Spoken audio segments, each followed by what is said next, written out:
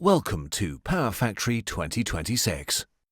We've had a big focus this year on the software performance, with changes on every level designed to improve the user experience. Loading, viewing and handling data is faster, particularly if you're working with large networks.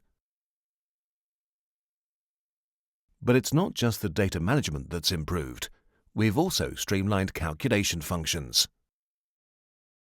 Short-circuit analysis according to IEC 60909 for multiple faults now runs much more quickly, with the benefits being most noticeable in large networks with many power station units.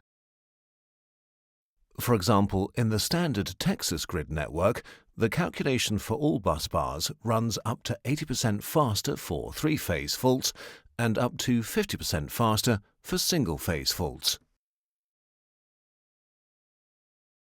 And a significant development is the introduction of parallelization of EMT simulations based on partitioned networks. This enables simulations for large networks to be carried out in a fraction of the time.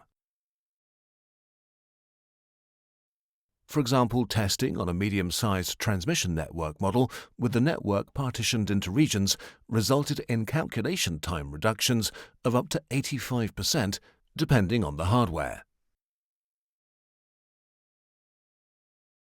Alongside all this, we have of course continued to develop other new calculation features. In the Small Signal Stability Analysis module, an impedance-based stability analysis function has been introduced. Such analysis is becoming essential as converter-driven small signal oscillation issues are increasingly a risk in today's power networks.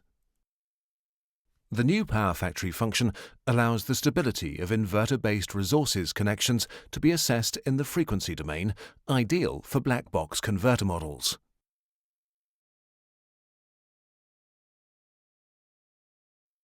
Let's look at some other new calculation features.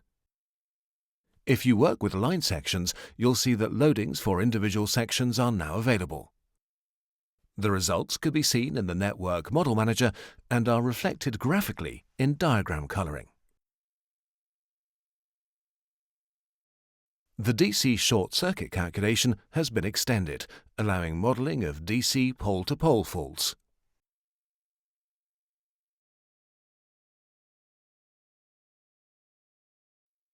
In addition to all the analysis developments, the many enhancements to power equipment models include the ability to model coupling between overhead lines and cables, a new multi-purpose grounding type, and the enhancement of PWM converter models to support single-phase converters.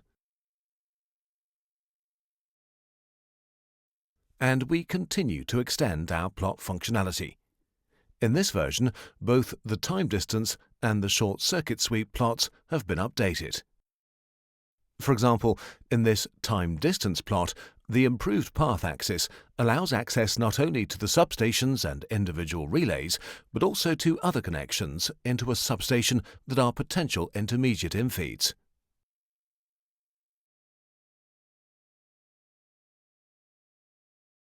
Finally, modeling using Modelica continues to be extended.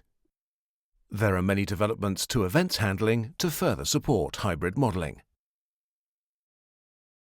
And a new documentation window has been added to the Modelica modeling environment to provide an easy way to directly access model documentation.